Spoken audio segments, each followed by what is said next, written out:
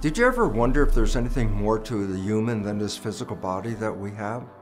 Well, it's real interesting because if we go back in history, they talk about something called spirit, an energy, and an invisible force that seems to be controlling who and what we really are. Quantum physics emphasizes that the universe is not really split into two realms, a material realm and an energetic realm. Quantum physics reveals that everything is made out of energy. What we perceive as matter is actually an illusion of energy and light, that there is nothing physical.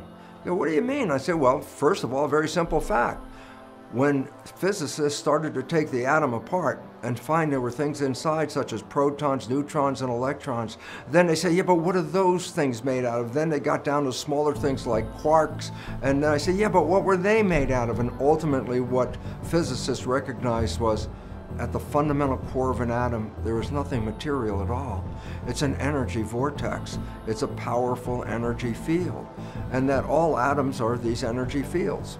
And the significance about that is, well, atoms make up humans. And so by definition, we perceive ourselves as physical structures, but according to quantum physics, we're energy vortices. Imagine a cell as a television set, and that the environmental signal, like a broadcast, is being picked up by the antennas on that television set. And therefore, the cell responds to that broadcast. Well, guess what? Everyone has a different set of antennas, so by definition, everyone is receiving a different broadcast field. Field, yeah, that's what physicists refer to as the energy in which we live. So all of us are in a field, but each one of us actually receives a very precise and specific part of that field different than everybody else. No two people share the same self-receptors. That's why we just can't exchange cells, organs, and tissues with each other. Now comes an interesting part. If the cell is like a television receiving a broadcast, then consider this. What happens if you're watching your TV and it breaks? We say the TV's dead. I go, yeah. But now the question is this, yes, the TV just died, but is the broadcast still there that I was watching? The answer, of course it's still there. The television's gone, the broadcast is present. I say, how would you know? Well, one way of knowing, get another TV set, plug it in, turn it on, and tune it to the right station, and the show is back on air. Well, this would apply directly to humans as well. I have an identity due to a set of receptors receiving an environmental signal. If I die, I have no more reception, and therefore my broadcast exists, but there's no TV to express it. If an embryo shows up in the future with the same set of self-receptors that I have, well then guess what? I'm back online in a different TV. Does it have to be a male or female TV? Nope, that's the TV. Well, how about, is it black, white, brown, red, yellow? No, that's the TV. That's not who you are.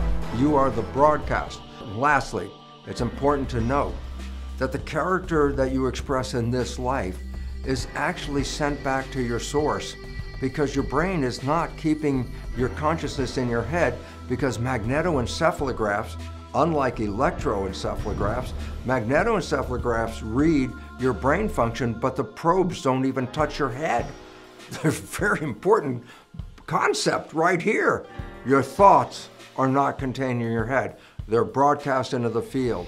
And as Einstein emphasized, the field is the sole governing agency of the particle, matter.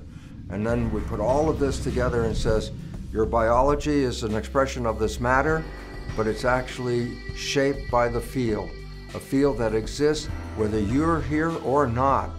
And then all of a sudden, the ancient story of spirituality now conforms to the modern day science of quantum physics. You're a field, you're a spirit, you're more than this. And when you understand that, it is the first step towards your personal empowerment.